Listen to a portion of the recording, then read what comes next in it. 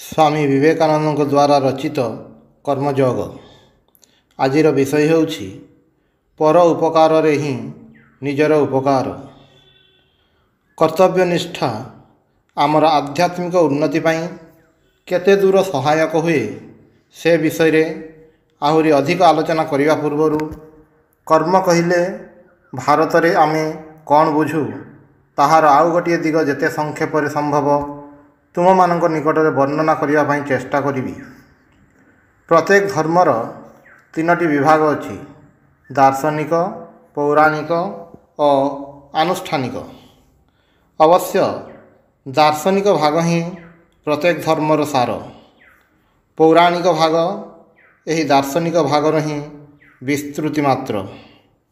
सेथिरे महापुरुष मानकर अल्प विस्तार काल्पनिक जीवनी एवं अलौकिकतार उपाख्यान और गल्प समूह द्वारा दार्शनिक तत्व को ही उत्तम रूपे बुझाइबार चेष्टा करा जाइछि।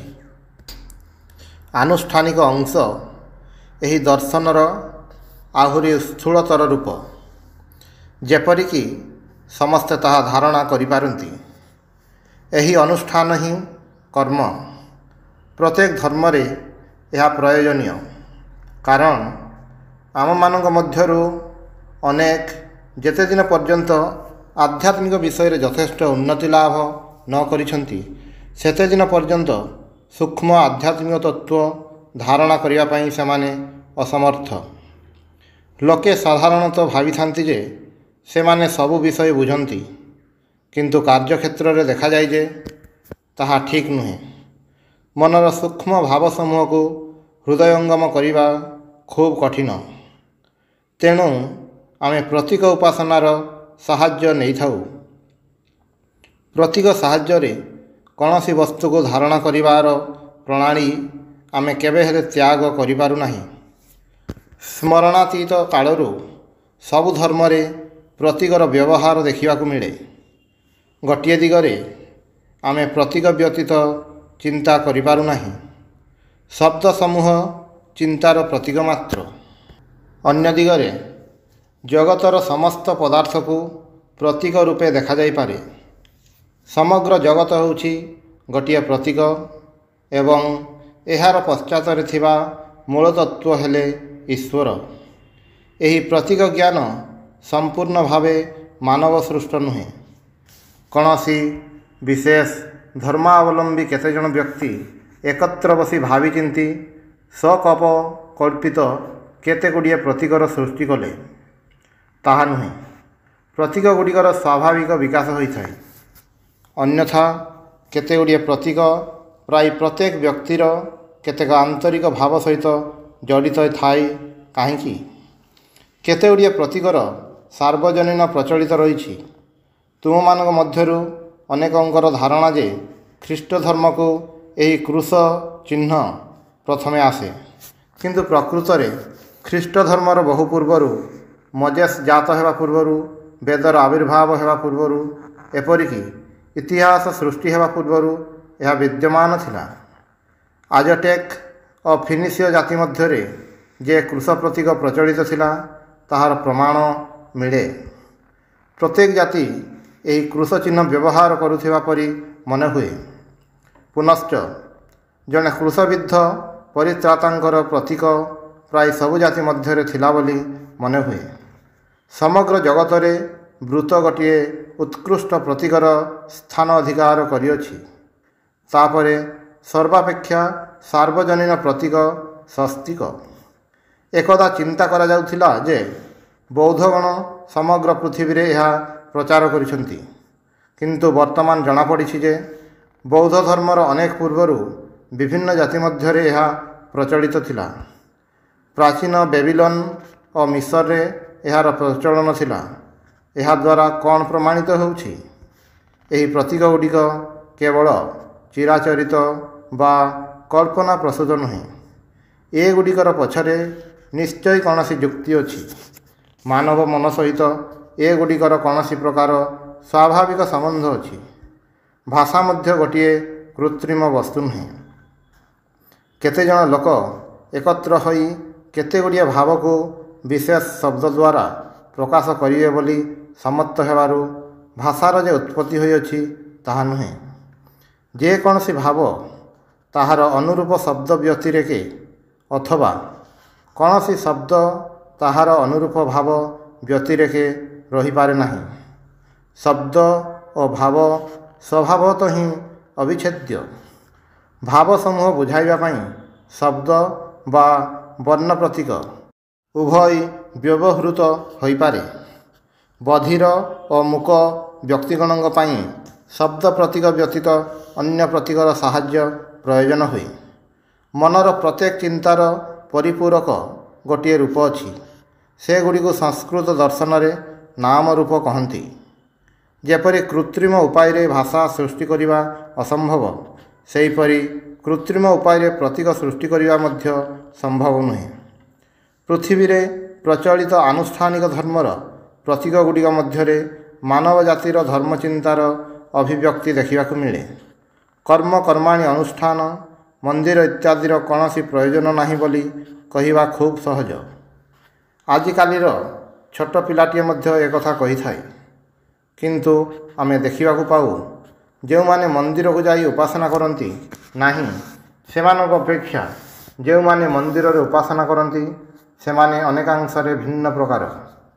ଏହି କାରଣରୁ କୌଣସି କୌଣସି ଧର୍ମ ସହିତ ଯେଉଁ ସବୁ ବିଶେଷ ପ୍ରକାର ମନ୍ଦିର, କର୍ମକର୍ମାଣୀ ଓ ଅନ୍ୟାନ୍ୟ ସ୍ଥୂଳ କ୍ରିୟାକଳାପ ଜଡ଼ିତ ଅଛି, ତାହା ସେହି ଧର୍ମାବଲମ୍ବୀଙ୍କ ମନରେ ଏହି ସ୍ଥୂଳ ବସ୍ତୁଗୁଡ଼ିକ ଯେଉଁ ସବୁ ଭାବର ପ୍ରତୀକ, ସେହିସବୁ ଭାବର ଉଦ୍ରେକ କରାଇଥାଏ। ତେଣୁ ଅନୁଷ୍ଠାନ ଓ ପ୍ରତୀକ ନିରର୍ଥକ କହିବା ବିଜ୍ଞଚିତ କାର୍ଯ୍ୟ ନୁହେଁ। ଏସବୁ ବିଷୟର ଚର୍ଚ୍ଚା ଓ ଅଭ୍ୟାସ କର୍ମଯୋଗର ଗୋଟିଏ ଅଂଶ। ଏହି କର୍ମ ବିଜ୍ଞାନର ଆହୁରି ଅନେକ ଦିଗ ଅଛି। ସେଗୁଡ଼ିକ ମଧ୍ୟରୁ ଗୋଟିଏ ହେଲା ଭାବ ଓ ଶବ୍ଦର ସମ୍ବନ୍ଧ ଏବଂ ଶବ୍ଦ ଶକ୍ତି କ'ଣ ତାହା ଜାଣିବା। ସବୁ ଧର୍ମରେ ଶବ୍ଦ ଶକ୍ତି ସ୍ୱୀକୃତ ହୋଇଅଛି। ଏପରିକି କୌଣସି କୌଣସି ଧର୍ମରେ ସମଗ୍ର ସୃଷ୍ଟି ଶବ୍ଦରୁ ଉତ୍ପନ୍ନ ହୋଇଅଛି ବୋଲି କୁହାଯାଏ। ଈଶ୍ୱରଙ୍କ ସଂକଳ୍ପର ବାହ୍ୟ ଭାବ ଶବ୍ଦ, ଆଉ ଯେହେତୁ ଈଶ୍ୱର ସୃଷ୍ଟି ପୂର୍ବରୁ ସଂକଳ୍ପ ଓ ଇଚ୍ଛା କରିଥିଲେ, ସେହି ହେତୁ ଶବ୍ଦରୁ ସୃଷ୍ଟି ହୋଇଛି ବୋଲି କୁହାଯାଏ। ଜଡ଼ବାଦୀ ଇହ ସର୍ବସ୍ୱ ଜୀବନର ପେଷଣ ଓ କ୍ଷିପ୍ରତା ହେତୁ ଆମର ସ୍ନାୟୁ ଗୁଡ଼ିକ ଅଚେତନ ଓ କଠିନ ହୋଇଯାଇଅଛି। ଆମେ ଯେତେ ବୃଦ୍ଧ ହେଉ ଏବଂ ଜୀବନରେ ଯେତେ ଆଘାତ ସହୁ, ଆମେ ସେତେ ଅନୁଭୂତିହୀନ ହୋଇପଡ଼ୁ ଓ ଯେଉଁ ଘଟଣା ଗୁଡ଼ିକ ବାରମ୍ବାର ଆମର ଦୃଷ୍ଟି ଆକର୍ଷଣ କରିବାର ଚେଷ୍ଟା କରୁଅଛି, ସେଗୁଡ଼ିକୁ ଆମେ ଅବହେଳା କରିବା ପାଇଁ ପ୍ରବୃତ୍ତ ହେଉ। କିନ୍ତୁ ସମୟ ସମୟରେ ଆମେ ସଜାଗ ହେଉ ଓ ଏହିସବୁ ସାଧାରଣ ଘଟଣା ଦେଖି ଆମେ ବିସ୍ମିତ ହେଉ ଏବଂ ସେଗୁଡ଼ିକର ତତ୍ତ୍ୱ ଅନୁସନ୍ଧାନରେ ପ୍ରବୃତ୍ତ ହେଉ। ଏହିପରି ବିସ୍ମୟ ହିଁ ଜ୍ଞାନ ଆଲୋକ ପ୍ରାପ୍ତିର ପ୍ରଥମ ସୋପାନ। ଶବ୍ଦର ଉଚ୍ଚ ଦାର୍ଶନିକ ଓ ଆଧ୍ୟାତ୍ମିକ ମୂଲ୍ୟ ଛାଡ଼ିଦେଲେ ସୁଦ୍ଧା ଆମେ ଦେଖୁ ଯେ ଶବ୍ଦ ପ୍ରତୀକ ମାନବ ଜୀବନର ରଙ୍ଗମଞ୍ଚରେ ଏକ ପ୍ରଧାନ ଅଂଶ ଅଭିନୟ କରିଥାଏ। ମୁଁ ତୁମ ସହିତ କଥା କହୁଛି, କିନ୍ତୁ ମୁଁ ତୁମକୁ ସ୍ପର୍ଶ କରୁନାହିଁ। ମୋ କଥା ଦ୍ୱାରା ବାୟୁରେ ଯେଉଁ କମ୍ପନ ସୃଷ୍ଟି ହେଉଛି, ତାହା ତୁମ କର୍ଣ୍ଣକୁ ଯାଇ ତୁମର ସ୍ନାୟୁଗୁଡ଼ିକୁ ସ୍ପର୍ଶ କରୁଅଛି ଏବଂ ତୁମ ମନ ଉପରେ ପ୍ରଭାବ ବିସ୍ତାର କରୁଅଛି। ତୁମେ ଏହାର ପ୍ରତିରୋଧ କରିପାରିବ ନାହିଁ। ଏହା ଅପେକ୍ଷା ଅଧିକତର ଆଶ୍ଚର୍ଯ୍ୟ ଆଉ କ'ଣ ଥାଇପାରେ? ଜଣେ ବ୍ୟକ୍ତି ଅନ୍ୟ ଜଣକୁ ମୂର୍ଖ ବୋଲି କହିଲା। ସେ ଏକଥା ଶୁଣି ତତ୍କ୍ଷଣାତ୍ ମୁଷ୍ଟିବଦ୍ଧ କରି ତା ନାକରେ ବିଧା ମାରିଲା। ଦେଖ, ଶବ୍ଦର କି ଶକ୍ତି! ଜଣେ ସ୍ତ୍ରୀ ଦୁଃଖରେ କାନ୍ଦୁଛି। ଅନ୍ୟ ଜଣେ ସ୍ତ୍ରୀ ଆସି ତାକୁ କେତୋଟି ମିଠା କଥା କହୁଛି। ଦେଖ, କାନ୍ଦୁଥିବା ସ୍ତ୍ରୀ ସଙ୍ଗେ ସଙ୍ଗେ ସଳଖ ହୋଇ ବସିଲା। ତାର ଦୁଃଖ ଚାଲିଗଲା। ତା ମୁହଁରେ ହସ ଫୁଟି ଉଠିଲା। ଉଚ୍ଚ ଦର୍ଶନ ଛଡ଼ା ସାଧାରଣ ଜୀବନରେ ମଧ୍ୟ ଶବ୍ଦର ପ୍ରବଳ ଶକ୍ତି। କିନ୍ତୁ ଏ ସମ୍ବନ୍ଧରେ ଆମେ ବିଶେଷ ଚିନ୍ତା ଓ ଅନୁସନ୍ଧାନ କରୁନାହିଁ। ଯଦିଓ ଆମେ ଦିବାରାତ୍ର ଏହି ଶକ୍ତି ଦ୍ୱାରା କାର୍ଯ୍ୟ କରୁଥାଉ, ଏହି ଶକ୍ତିର ପ୍ରକୃତି ଜାଣିବା ଓ ଯଥାଯଥ ଭାବରେ ତାହାର ବ୍ୟବହାର କରିବା କର୍ମଯୋଗର ଅଙ୍ଗବିଶେଷ। ଅନ୍ୟ ପ୍ରତି ଆମର କର୍ତ୍ତବ୍ୟର ଅର୍ଥ ଅନ୍ୟକୁ ସାହାଯ୍ୟ କରିବା, ଜଗତର ଉପକାର କରିବା। କାହିଁକି ଆମେ ଜଗତର ଉପକାର କରିବା? ଆପାତ ଦୃଷ୍ଟିରେ ବୋଧ ହୁଏ ଯେ ଆମେ ଜଗତକୁ ସାହାଯ୍ୟ କରୁ, କିନ୍ତୁ ପ୍ରକୃତରେ ଆମେ ନିଜକୁ ହିଁ ସାହାଯ୍ୟ କରିଥାଉ। ଆମେ ସର୍ବଦା ଜଗତର ଉପକାର କରିବା ପାଇଁ ଚେଷ୍ଟା କରିବା ଦରକାର। ଏହା ଯେପରି ଆମ କର୍ମ ପ୍ରବୃତ୍ତିର ଶ୍ରେଷ୍ଠ ପ୍ରେରଣା।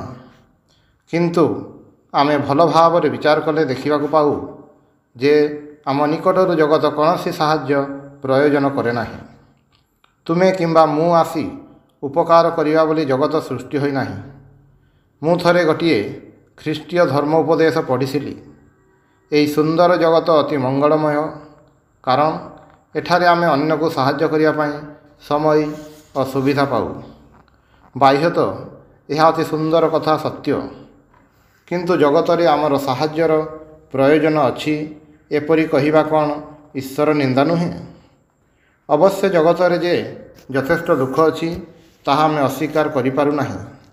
ସୁତରାଂ ଆମେ ଯେଉଁ ସବୁ କାମ କରୁ ସେଗୁଡ଼ିକ ମଧ୍ୟରୁ ଅନ୍ୟକୁ ସାହାଯ୍ୟ କରିବା ହିଁ ସର୍ବାପେକ୍ଷା ଉତ୍ତମ କାର୍ଯ୍ୟ। ଅବଶେଷରେ ଆମେ ଦେଖିବାକୁ ପାଇବା ଯେ ଅନ୍ୟକୁ ସାହାଯ୍ୟ କରିବାର ଅର୍ଥ ନିଜର ଉପକାର କରିବା। ବାଲ୍ୟକାଳରେ ମୁଁ କେତେଗୁଡ଼ିଏ ଧଳା ମୂଷା ରଖିଥିଲି। ସେଗୁଡ଼ିକ ରହୁଥିଲେ ଗୋଟିଏ ଛୋଟ ବାକ୍ସରେ। ସେଥିରେ ପୁଣି ଛୋଟ ଛୋଟ ଚକ ଲାଗିଥିଲା। ମୂଷାଗୁଡ଼ିକ ସେହି ଚକ ଉପର ଦେଇ ଯିବାର ଚେଷ୍ଟା କଲା ମାତ୍ରେ ଚକଗୁଡ଼ିକ ବୁଲିଯାଏ। ତେଣୁ ମୂଷାଗୁଡ଼ିକ ଆଉ ଅଗ୍ରସର ହୋଇପାରନ୍ତି ନାହିଁ। ଏହି ଜଗତକୁ ସାହାଯ୍ୟ କରିବା ଅର୍ଥ ଠିକ୍ ଏହିପରି। ତେବେ ଏତିକି ଅନ୍ତତଃ ଉପକାର ହୁଏ ଯେ ଆମ ନିଜର ଶିକ୍ଷା ହୁଏ। ଏ ଜଗତ ଭଲ ନୁହେଁ, ମନ୍ଦ ମଧ୍ୟ ନୁହେଁ। ପ୍ରତ୍ୟେକ ବ୍ୟକ୍ତି ନିଜ ପାଇଁ ଗୋଟିଏ ଜଗତ ସୃଷ୍ଟି କରେ। ଅନ୍ଧ ବ୍ୟକ୍ତି ଯଦି ପୃଥିବୀ ସମ୍ବନ୍ଧରେ ଭାବିବାକୁ ଆରମ୍ଭ କରେ, ତେବେ ତା ନିକଟରେ ଜଗତ ନରମ ବା ଶକ୍ତ, ଥଣ୍ଡା ବା ଗରମ ବୋଲି ପ୍ରତିଭାତ ହେବ। ଆମ ଜୀବନ ରାଶିକୃତ ସୁଖ ବା ଦୁଃଖର ସମଷ୍ଟି ମାତ୍ର। ଆମେ ଜୀବନରେ ଅଜସ୍ର ଥର ଏହା ଅନୁଭବ କରିଅଛୁ। ଯୁବକମାନେ ସାଧାରଣତଃ ଆଶାବାଦୀ ଏବଂ ବୃଦ୍ଧମାନେ ନୈରାଶ୍ୟବାଦୀ ହୋଇଥାନ୍ତି। ଯୁବକମାନଙ୍କ ସମ୍ମୁଖରେ ସମଗ୍ର ଜୀବନ ପଡ଼ି ରହିଛି। ବୃଦ୍ଧମାନେ କେବଳ ଅସନ୍ତୋଷ ପ୍ରକାଶ କରନ୍ତି, କାରଣ ସେମାନଙ୍କ ଦିନ ସରିଯାଇଛି। ଶତ ଶତ ବାସନା ସେମାନଙ୍କ ହୃଦୟରେ ଆଲୋଡ଼ନ ସୃଷ୍ଟି କରୁଅଛି, କିନ୍ତୁ ବର୍ତ୍ତମାନ ସେଗୁଡ଼ିକୁ ପୂରଣ କରିବାର ସାମର୍ଥ୍ୟ ସେମାନଙ୍କର ନାହିଁ। ଦୁହିଁଙ୍କୁ ଦୁହେଁ ନିର୍ବୋଧ। ଆମେ ଯେପରି ମନୋଭାବ ନେଇ ଏ ଜୀବନକୁ ଦେଖୁ, ତାହା ସେହିପରି ପ୍ରତୀୟମାନ ହୋଇଥାଏ। ନତୁବା ସ୍ୱରୂପତଃ ଏ ଜୀବନ ଭଲ ନୁହେଁ କି ମନ୍ଦ ନୁହେଁ। ସ୍ୱରୂପତଃ ଅଗ୍ନି ଭଲ ନୁହେଁ କି ମନ୍ଦ ମଧ୍ୟ ନୁହେଁ। ଯେତେବେଳେ ଏହା ଆମକୁ ସୁଖତପ୍ତ କରେ ସେତେବେଳେ ଆମେ କହୁ ଅଗ୍ନି କେଡ଼େ ସୁନ୍ଦର। ପୁନଶ୍ଚ ଯେତେବେଳେ ଏହା ଆମର ଅଙ୍ଗୁଳିକୁ ଦଗ୍ଧ କରେ ସେତେବେଳେ ଆମେ ଅଗ୍ନିକୁ ନିନ୍ଦା କରିଥାଉ। ଅଗ୍ନି କିନ୍ତୁ ସ୍ୱରୂପତଃ ଭଲ ନୁହେଁ କି ମନ୍ଦ ନୁହେଁ। ଆମେ ତାହାର ଯେପରି ବ୍ୟବହାର କରୁ ତାହା ସେହିପରି ଭାବ ଆମ ମନରେ ଜାଗ୍ରତ କରେ। ଜଗତ ସମ୍ବନ୍ଧରେ ଠିକ୍ ସେହି କଥା। ଜଗତ ସ୍ୱୟଂ ସମ୍ପୂର୍ଣ୍ଣ। ଏ କଥାର ଅର୍ଥ ହେଉଛି ଜଗତ ନିଜର ସମୁଦାୟ ପ୍ରୟୋଜନ ପୂରଣ କରିବା ପାଇଁ ସମର୍ଥ। ଆମେ ନିଶ୍ଚିତ ରହିପାରୁ ଯେ ଆମ ସାହାଯ୍ୟ ବ୍ୟତୀତ ଜଗତ ଠିକ୍ ଚଳିଯିବ। ତାହାର ଉପକାର ପାଇଁ ଆମର ଚିନ୍ତା କରିବାର ପ୍ରୟୋଜନ ନାହିଁ। ତଥାପି ଆମକୁ ପରୋପକାର କରିବାକୁ ହେବ। ଏହା ହିଁ ଆମର କର୍ମ ପ୍ରବୃତ୍ତିର ସର୍ବୋଚ୍ଚ ପ୍ରେରଣା। ଆମେ ଜାଣିବା ଉଚିତ ଯେ ପରୋପକାର କରିବା ଏକ ପରମ ସୁଯୋଗ ଓ ସୌଭାଗ୍ୟ। ଉଚ୍ଚ ମଞ୍ଚ ଉପରେ ଦଣ୍ଡାୟମାନ ହୋଇ 5ଟି ପଇସା ହାତରେ ଧରି କହ ନାହିଁ, ହେଇ ନେ ବିଚରା।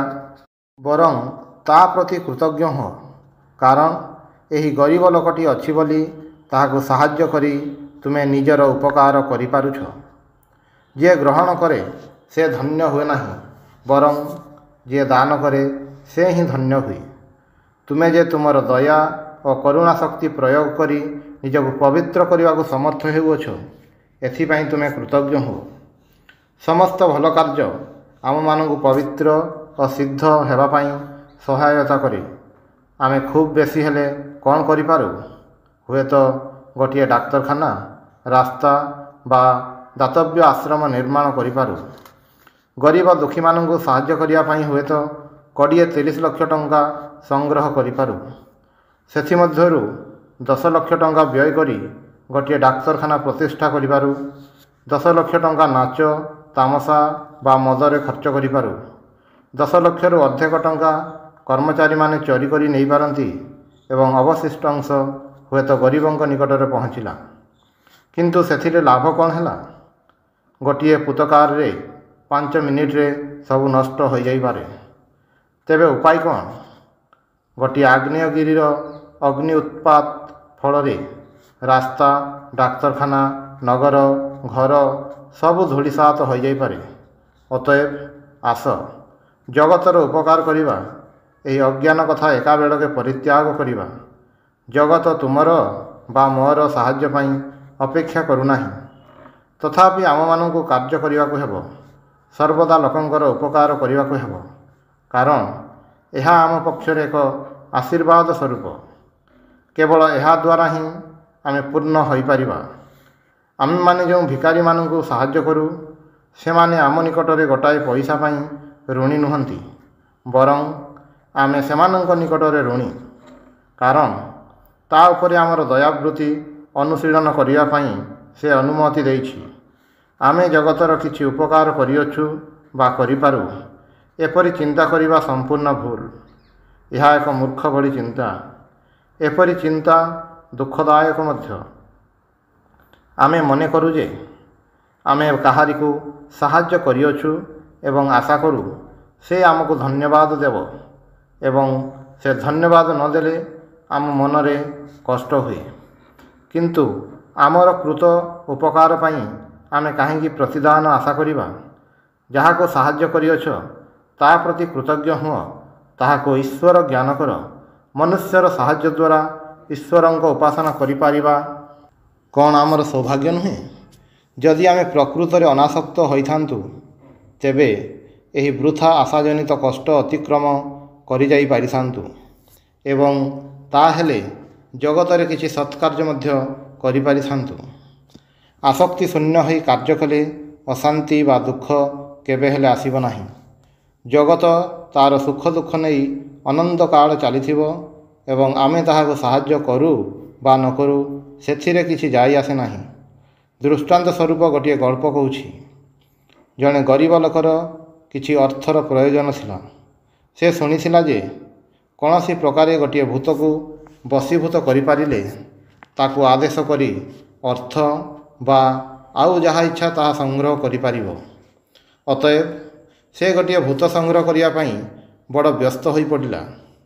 କିଏ ଜଣେ ତାକୁ ଗୋଟିଏ ଭୂତ ଦେଇପାରିବ, ଏଭଳି ଜଣେ ଲୋକ ସେ ଖୋଜି ବୁଲିଲା। ଅବଶେଷରେ ମହାଯୋଗୈଶ୍ୱର୍ଯ୍ୟ ସମ୍ପନ୍ନ ଜଣେ ସାଧୁଙ୍କ ସହିତ ତାହାର ଦେଖା ହେଲା। ସେ ସାଧୁଙ୍କର ସାହାଯ୍ୟ ପ୍ରାର୍ଥନା କଲା। ସାଧୁ କହିଲେ, ଭୂତକୁ ନେଇ ତମେ କ'ଣ କରିବ? ସେ କହିଲା, ମୋର ଗୋଟିଏ ଭୂତ ଦରକାର। ସେ ମୋ ପାଇଁ କାମ କରିବ। କିପରି ଗୋଟିଏ ଭୂତ ପାଇବି ତାହାର ଉପାୟ ଶିଖାଇ ଦିଅନ୍ତୁ। ମୋର ଗୋଟିଏ ଭୂତ ବିଶେଷ ପ୍ରୟୋଜନ।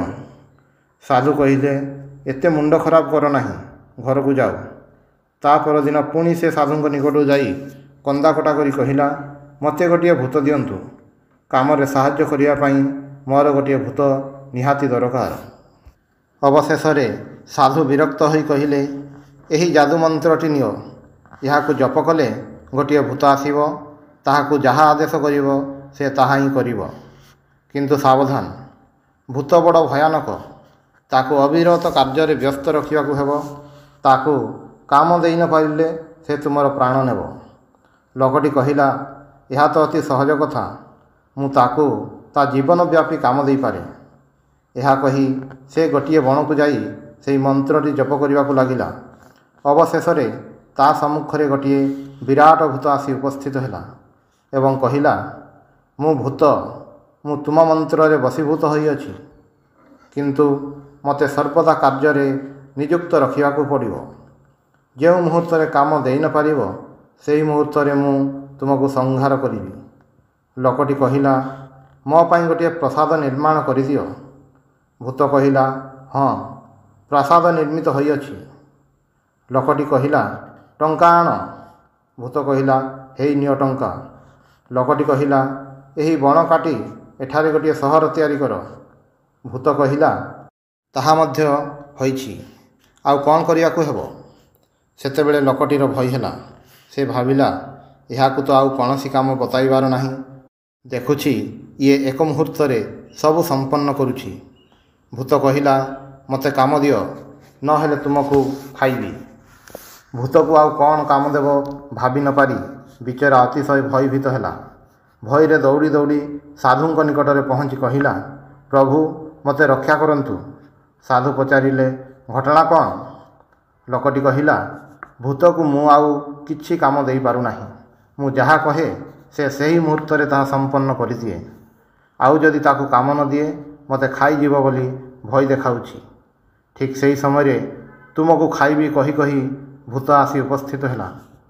ତାକୁ ଗିଳିବା ପାଇଁ ଏକଦମ ପ୍ରସ୍ତୁତ। ଲୋକଟି ଭୟରେ ଥରିବାକୁ ଲାଗିଲା ଏବଂ ନିଜର ଜୀବନ ରକ୍ଷା ପାଇଁ ସାଧୁଙ୍କଠାରେ ପ୍ରାର୍ଥନା କରିବାକୁ ଲାଗିଲା। ସାଧୁ କହିଲେ, ଆଚ୍ଛା, ତୁମ ପାଇଁ ଗୋଟିଏ ଉପାୟ କରୁଛି। ଏହି କୁକୁରଟି ଆଡ଼କୁ ଅନାଇ ଦେଖ, ତାହାର ଲାଞ୍ଜଟା ବଙ୍କା। ଶୀଘ୍ର ତରବାରୀ ବାହାର କରି ତା ଲାଞ୍ଜଟା କାଟ। ତାପରେ ଭୂତକୁ ତାହା ସିଧା କରିବା ପାଇଁ ଦିଅ। ଲୋକଟି କୁକୁରର ଲାଞ୍ଜ କାଟି ଭୂତକୁ ଦେଇ କହିଲା, ଏହାକୁ ସଳଖ କରିଦିଅ।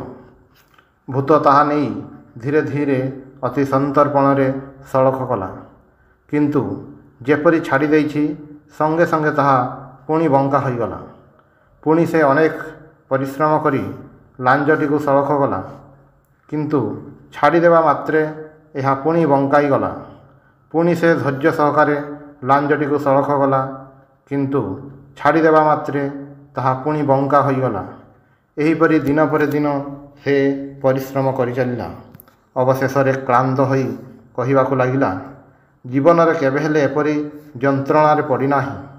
ମୁଁ ଜଣେ ପୁରାତନ ପକ୍କା ଭୂତ, କିନ୍ତୁ ଜୀବନରେ କେବେ ହେଲେ ଏପରି ବିପଦରେ ପଡ଼ିନାହିଁ। ଅବଶେଷରେ ଭୂତ ଲୋକଟିକୁ କହିଲା, ଆସ, ତୁମ ସହିତ ମିଳାମିଶା କରିବି। ତୁମେ ମୋତେ ଛାଡ଼ିଦିଅ, ମୁଁ ମଧ୍ୟ ତୁମକୁ ଯାହା ଯାହା ଦେଇଛି ସବୁ ରଖିବାକୁ ଦେବି ଏବଂ ପ୍ରତିଜ୍ଞା କରିବି ଯେ କେବେ ହେଲେ ତୁମର ଅନିଷ୍ଟ କରିବି ନାହିଁ। ଲୋକଟି ଖୁବ୍ ସନ୍ତୁଷ୍ଟ ହୋଇ ଆନନ୍ଦରେ ଏହି ଚୁକ୍ତି ସ୍ୱୀକାର କଲା। ଏ ଜଗତଟା କୁକୁରର ବଙ୍କା ଲାଞ୍ଜ ଭଳି। ମନୁଷ୍ୟ ଶତ ଶତ ବର୍ଷ ଧରି ଏହାକୁ ସଳଖ କରିବାର ଚେଷ୍ଟା କରିଛି, କିନ୍ତୁ ଯେତେବେଳେ ଟିକିଏ ଛାଡ଼ିଦିଏ ସେତେବେଳେ ଏହା ପୁଣି ବଙ୍କେଇଯାଏ। ଅନ୍ୟଥା ଆଉ କିପରି ହେବ? ପ୍ରଥମରୁ ଜାଣିବା ଉଚିତ ଆସକ୍ତି ଶୂନ୍ୟ ହୋଇ କିପରି କାମ କରିବାକୁ ହୁଏ। ତାହେଲେ ଆଉ ମତାନ୍ଧତା ଆସିବ ନାହିଁ। ଯେତେବେଳେ ଆମେ ଜାଣିପାରୁ ଏହି ଜଗତଟା କୁକୁରର ବଙ୍କା ଲାଞ୍ଜ ଭଳି ଏବଂ କେବେ ହେଲେ ସଳଖ ହେବ ନାହିଁ, ସେତେବେଳେ ଆମେ ଆଉ ମତାନ୍ଧ ହେବୁ ନାହିଁ। ଅନେକ ପ୍ରକାର ମତାନ୍ଧ ଅଛନ୍ତି, ମଦ୍ୟପାନ ନିବାରକ, ଚୁରୁଟ ନିବାରକ ଇତ୍ୟାଦି। ଏକଦା ଏହି କ୍ଲାସକୁ ଜନୈକ ଯୁବତୀ ମହିଳା ଆସୁଥିଲେ। ସେ ଏବଂ ଅନ୍ୟ କେତେଜଣ ମହିଳା ମିଶି ଚିକାଗୋରେ ଗୋଟିଏ ହଲ୍ ତିଆରି କରିଥିଲେ। ସେଠାରେ ଶ୍ରମଜୀବୀମାନଙ୍କ ପାଇଁ ସଙ୍ଗୀତ ଓ ବ୍ୟାୟାମ ଶିଖିବାର କିଛି ବ୍ୟବସ୍ଥା କରିଥିଲେ। ମଦ୍ୟପାନ ଓ ଧୂମପାନ ଇତ୍ୟାଦି ଦ୍ୱାରା ଯେଉଁ କ୍ଷତି ହୁଏ, ଦିନେ ସେ କଥା ମୋତେ କହୁଥିଲେ। ସେ କହିଲେ, ଏ ସମସ୍ତ ଦୋଷର ପ୍ରତିକାରର ଉପାୟ ସେ ଜାଣନ୍ତି। ସେ ଉପାୟଟି କ'ଣ ମୁଁ ଜାଣିବାକୁ ଚାହିଁବାରୁ ସେ କହିଲେ, ଆପଣ କ'ଣ ହଲ୍ ଘର କଥା ଜାଣନ୍ତି ନାହିଁ? ତାଙ୍କ କଥା ଶୁଣିଲେ ମନେହୁଏ ତାଙ୍କ ମତରେ ମାନବ ଜାତିର ଯାହା କିଛି ଅଶୁଭ ଏହି ହଲ୍ ଘରଟି ତାହାର ମହୌଷଧି। ଭାରତରେ କେତେଗୁଡ଼ିଏ ମତାନ୍ଧ ଅଛନ୍ତି।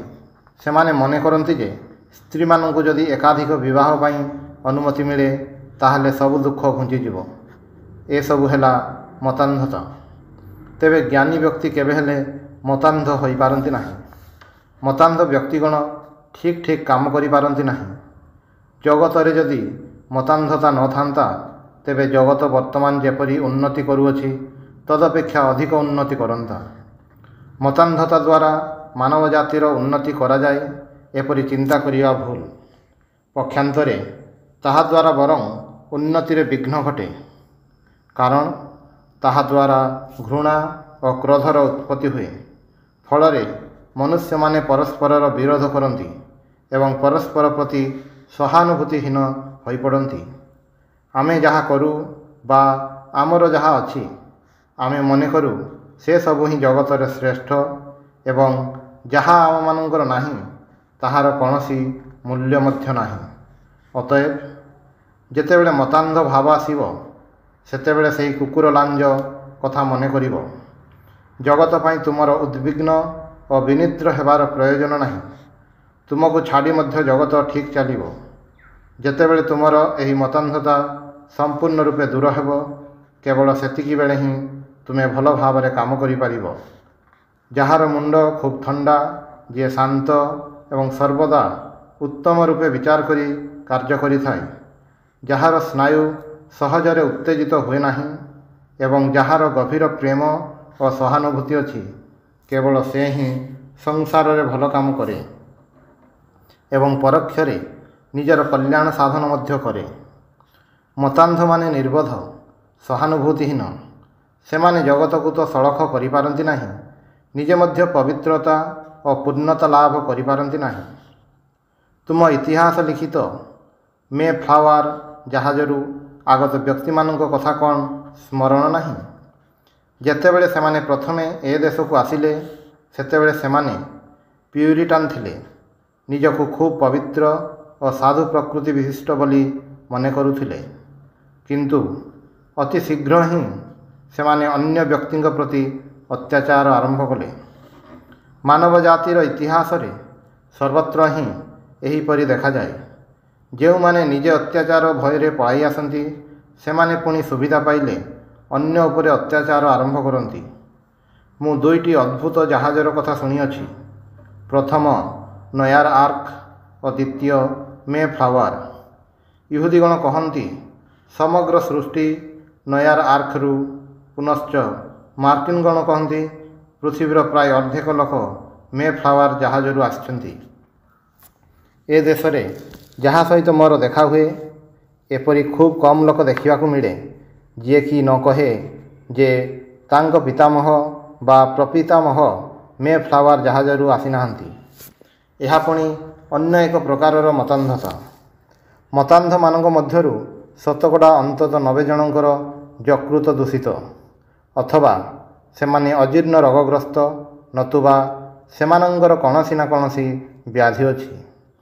କ୍ରମଶଃ ଚିକିତ୍ସକଗଣ ବୁଝିବେ ଯେ ମତାନ୍ଧତା ଏକ ପ୍ରକାର ରୋଗ ବିଶେଷ। ମୁଁ ଏହା ଯଥେଷ୍ଟ ଦେଖିଛି। ପ୍ରଭୁ ମୋତେ ଏହି ମତାନ୍ଧତାରୁ ରକ୍ଷା କରନ୍ତୁ। ଏହି ମତାନ୍ଧତା ସମ୍ବନ୍ଧରେ ମୋର ଯେଉଁ ଟିକକ ଅଭିଜ୍ଞତା ଅଛି ସେଥିରୁ ମୋଟାମୋଟି ମୁଁ ଏହି ସିଦ୍ଧାନ୍ତରେ ଉପନୀତ ହୋଇଅଛି ଯେ ଆମର କୌଣସି ପ୍ରକାର ମତାନ୍ଧତା ବା ଏକବାଗିଆ ଭାବ ସଂସ୍କାର କାର୍ଯ୍ୟ ସହିତ ମିଶିବାର ପ୍ରୟୋଜନ ନାହିଁ। ତୁମେ କ'ଣ କହିବାକୁ ଚାହଁ ଯେ ମଦ୍ୟପାନ ନିବାରକ ମତାନ୍ଧମାନେ ମାତାଲମାନଙ୍କୁ ବାସ୍ତବିକ ଭଲ ପାଆନ୍ତି? ମତାନ୍ଧମାନଙ୍କର ମତାନ୍ଧ ହେବାର କାରଣ ଏହି ଯେ ସେମାନେ ଏହି ମତାନ୍ଧତା କରି ନିଜେ କିଛି ଲାଭର ପ୍ରତ୍ୟାଶା କରନ୍ତି। ଯୁଦ୍ଧ ଶେଷ ହେବା ମାତ୍ରେ ଏମାନେ ଲୁଣ୍ଠନ ପାଇଁ ଅଗ୍ରସର ହୁଅନ୍ତି। ଏହି ମତାନ୍ଧ ଦଳରୁ ବାହାରି ଆସିପାରିଲେ ବୁଝିବ କିପରି ପ୍ରକୃତରେ ଭଲ ପାଇବାକୁ ହୁଏ ଏବଂ ସହାନୁଭୂତି ପ୍ରଦର୍ଶନ କରାଯାଏ। ସେତିକିବେଳେ ତୁମ ପକ୍ଷରେ ମାତାଲ ପ୍ରତି ସହାନୁଭୂତି ପ୍ରଦର୍ଶନ କରିବା ସମ୍ଭବ ହେବ। ସେତିକିବେଳେ ବୁଝିବ ସେ ମଧ୍ୟ ତୁମରି ପରି ଜଣେ ମନୁଷ୍ୟ। ସେତିକିବେଳେ ତୁମେ ବୁଝିବାକୁ ଚେଷ୍ଟା କରିବ ଯେ ନାନା ଅବସ୍ଥା ଚକ୍ରରେ ପଡ଼ି ତା'ର କ୍ରମଶଃ ଅବନତି ଘଟିଛି। ଆଉ ବୁଝିବ ତୁମେ ଯଦି ତା ଭଳି ଅବସ୍ଥାରେ ପଡ଼ିଥାନ୍ତ ହୁଏତ ଆତ୍ମହତ୍ୟା କରିଥାନ୍ତ। ମୋର ଜନୈକା ମହିଳାଙ୍କ କଥା ମନେ ପଡ଼ୁଛି। ତାଙ୍କର ସ୍ୱାମୀ ଥିଲେ ଘୋର ମାତାଲ। ସ୍ତ୍ରୀ ଲୋକଟି ମୋ ନିକଟରେ ତାଙ୍କ ସ୍ୱାମୀଙ୍କର ଅତ୍ୟଧିକ ପାନଦୋଷ ପାଇଁ ଅଭିଯୋଗ କରନ୍ତି। ମୋର କିନ୍ତୁ ନିଶ୍ଚିତ ଧାରଣା ଅଧିକାଂଶ ଲୋକ ସେମାନଙ୍କର ସ୍ତ୍ରୀଙ୍କ ଦୋଷ ହେତୁ ହିଁ ମାତାଲ ହୋଇଥାନ୍ତି। ତୋଷାମଦ କରିବା ମୋର କାମ ନୁହେଁ। ମୋତେ ସତ୍ୟ କହିବାକୁ ପଡ଼ିବ। ଯେଉଁ ସବୁ ଅବାଧ୍ୟ ସ୍ତ୍ରୀମାନଙ୍କ ମନରୁ ସହିବା ଗୁଣ ଏକାବେଳକୁ ଚାଲିଯାଇଛି ଏବଂ ଯେଉଁମାନେ ସ୍ୱାଧୀନତା ସମ୍ବନ୍ଧରେ ଭ୍ରାନ୍ତ ଧାରଣାର ବଶବର୍ତ୍ତୀ ହୋଇ କହିଥାନ୍ତି ଯେ ସେମାନେ ପୁରୁଷମାନଙ୍କୁ ନିଜ ହାତ ମୁଠାରେ ରଖିବେ ଏବଂ ଯେତେବେଳେ ପୁରୁଷମାନେ ସାହସ ଅବଲମ୍ବନ ପୂର୍ବକ ଚିତ୍କାର କରି ଅରୁଚିକର କଥା କହି ଉଠନ୍ତି ଯେ ଏପରି ନାରୀଗଣ ଜଗତର ମହା ଅକଲ୍ୟାଣକର ହୋଇ ଦେଖା ଦେଇଛନ୍ତି ଏବଂ ଏହିମାନଙ୍କ ଅତ୍ୟାଚାରରେ ଜଗତର ଅର୍ଦ୍ଧେକ ଲୋକ ଯେ କାହିଁକି ଏପର୍ଯ୍ୟନ୍ତ ଆତ୍ମହତ୍ୟା କରୁନାହାନ୍ତି ଏହା ଆଶ୍ଚର୍ଯ୍ୟର ବିଷୟ। ଏହି ନାରୀଗଣ ଅର୍ଦ୍ଧାସନ ପୀଡ଼ିତ ପ୍ରଚାରକଗଣଙ୍କୁ ସେମାନଙ୍କ ପଟକୁ ଟାଣି ନେଉଛନ୍ତି। ଆଉ ସେମାନେ କହୁଛନ୍ତି, ମହିଳାଗଣ ଆପଣମାନେ ହିଁ ଜଗତରେ ସର୍ବାପେକ୍ଷା ଆଶ୍ଚର୍ଯ୍ୟ ଜୀବ। ଏ କଥା ଶୁଣି ଏହି ରମଣୀଗଣ ଏହି ପ୍ରଚାରକମାନଙ୍କ ସମ୍ବନ୍ଧରେ କହନ୍ତି, ଇଏ ହେଉଛନ୍ତି ଆମ ପକ୍ଷର ପ୍ରଚାରକ। ପୁଣି ସେମାନେ ଏମାନଙ୍କୁ ଟଙ୍କା ପଇସା ଓ ଅନ୍ୟାନ୍ୟ ଦ୍ରବ୍ୟ ଦିଅନ୍ତି। ଏହିପରି ଭାବରେ ହିଁ ଜଗତ ଚାଲିଛି। କିନ୍ତୁ ଜୀବନ ତ ଏପରି ଗୋଟିଏ ନାଟ ତାମସା ନୁହେଁ। ଜୀବନରେ ଗଭୀର ଭାବରେ ପ୍ରଣିଧାନ ଓ ଆଲୋଚନା କରିବାର ଅନେକ ବିଷୟ ରହିଛି। ବର୍ତ୍ତମାନ ମୁଁ ତୁମମାନଙ୍କୁ ଆଜିର ବକ୍ତୃତାର ମୁଖ୍ୟ ବିଷୟଗୁଡ଼ିକର ପର୍ଯ୍ୟାଲୋଚନା କରିବାକୁ କହୁଅଛି। ପ୍ରଥମତଃ ଆମମାନଙ୍କୁ ମନେ ରଖିବାକୁ ହେବ ଯେ ଆମେ ସମସ୍ତେ ଜଗତ ନିକଟରେ ଋଣୀ। ଜଗତ କିନ୍ତୁ ଆମ ନିକଟରେ ଟିକିଏ ହେଲେ ଋଣୀ ନୁହେଁ। ଆମ ସମସ୍ତଙ୍କର ପରମ ସୌଭାଗ୍ୟ ଯେ ଆମେ ଜଗତର କିଛି କରିବାର ସୁଯୋଗ ପାଇଅଛୁ। ଜଗତକୁ ସାହାଯ୍ୟ କରିବାକୁ ଯାଇ ଆମେ ପ୍ରକୃତରେ ନିଜର ହିଁ କଲ୍ୟାଣ କରିଥାଉ। ଦ୍ୱିତୀୟତଃ ଏହି ଜଗତରେ ଜଣେ ଈଶ୍ୱର ଅଛନ୍ତି ଏହା ଭାବିବା ଭୁଲ ଯେ ଏହି ଜଗତ ଗୋଟାଏ ସ୍ରୋତରେ ଭାସି ଚାଲିଛି ଏବଂ ତୁମର କିମ୍ବା ମୋର ସାହାଯ୍ୟ ପାଇଁ ଅପେକ୍ଷା କରିଛି। ଈଶ୍ୱର ଜଗତରେ ସର୍ବଦା ହିଁ ବିଦ୍ୟମାନ ଅଛନ୍ତି। ସେ ହେଉଛନ୍ତି ଅବିନାଶୀ, ଅବିରତ, କ୍ରିୟାଶୀଳ। ତାଙ୍କର ସତର୍କ ଦୃଷ୍ଟି ସର୍ବତ୍ର ପରିବ୍ୟାପ୍ତ। ଯେତେବେଳେ ସମଗ୍ର ବିଶ୍ୱ ନିଦ୍ରିତ ସେତେବେଳେ ସେ ଜାଗ୍ରତ ଥାନ୍ତି। ସେ ଅବିରତ କାର୍ଯ୍ୟ କରୁଛନ୍ତି। ଜଗତରେ ଯେଉଁ ସବୁ ପରିବର୍ତ୍ତନ ଓ ବିକାଶ ଦେଖାଯାଏ ସେସବୁ ତାଙ୍କରି କାର୍ଯ୍ୟ। ତୃତୀୟତଃ ଆମେ କାହାରିକୁ ଘୃଣା କରିବା ଉଚିତ ନୁହେଁ। ଏ ଜଗତ ଚିରଦିନ ଶୁଭ ଅଶୁଭର ମିଶ୍ରଣ ହୋଇ ରହିବ। ଆମର କର୍ତ୍ତବ୍ୟ ଦୁର୍ବଳ ପ୍ରତି ସହାନୁଭୂତି ପ୍ରକାଶ କରିବା ଏବଂ ଅନିଷ୍ଟକାରୀକୁ ମଧ୍ୟ ଭଲ ପାଇବା। ଏ ଜଗତ ହେଉଛି ଗୋଟିଏ ବିରାଟ ନୈତିକ ବ୍ୟାୟାମଶାଳା। ଏଠାରେ ଆମେ ସମସ୍ତଙ୍କୁ ଅଭ୍ୟାସ ସ୍ୱରୂପ ବ୍ୟାୟାମ କରିବାକୁ ହେବ, ଯେପରି ଦିନକୁ ଦିନ ଆମେ ଅଧିକରୁ ଅଧିକ ଆଧ୍ୟାତ୍ମିକ ଶକ୍ତି ଲାଭ କରିପାରୁ। ଚତୁର୍ଥତଃ ଆମେ କୌଣସି ପ୍ରକାର ମତାନ୍ଧତାର ବଶବର୍ତ୍ତୀ ହେବା ଉଚିତ ନୁହେଁ। କାରଣ ମତାନ୍ଧତା ହେଲା ପ୍ରେମର ବିପରୀତ। ମତାନ୍ଧ ହଠାତ୍ କହି ପକାଏ, ମୁଁ ପାପୀକୁ ଘୃଣା କରେ ନାହିଁ, ପାପକୁ ଘୃଣା କରେ। କିନ୍ତୁ ପ୍ରକୃତପକ୍ଷେ ପାପୀ ଓ ପାପ ମଧ୍ୟରେ ପାର୍ଥକ୍ୟ ରଖୁଥିବା ଜଣେ ଲୋକ ଦେଖିବା ପାଇଁ ମୁଁ ଦୂର ଦୂରାନ୍ତରକୁ ମଧ୍ୟ ଯିବା ପାଇଁ ପ୍ରସ୍ତୁତ। ଏପରି କହିବା ଖୁବ୍ ସହଜ। ଯଦି ଆମେ ଉତ୍ତମ ରୂପେ ଦ୍ରବ୍ୟ ଓ ଗୁଣ ମଧ୍ୟରେ ପାର୍ଥକ୍ୟ ଲକ୍ଷ୍ୟ କରିପାରୁ ତେବେ ତ ଆମେ ସିଦ୍ଧ ହୋଇଯିବୁ। ଏପରି କରିବା ସହଜ ନୁହେଁ। ଅଧିକନ୍ତୁ ଆମେ ଯେତେ ଧୀରସ୍ଥିର ହେବା ଏବଂ ଆମର ସ୍ନାୟୁ ସମୂହ ଯେତେ ଶାନ୍ତ ହେବ ଆମେ ସେତେ ଅଧିକତର ପ୍ରେମଶୀଳ ଏବଂ କର୍ମଦକ୍ଷ ହେବୁ। ଓಂ ଶାନ୍ତି ଶାନ୍ତି ଶାନ୍ତି। ହରି ଓಂ ତତ୍ସତ୍।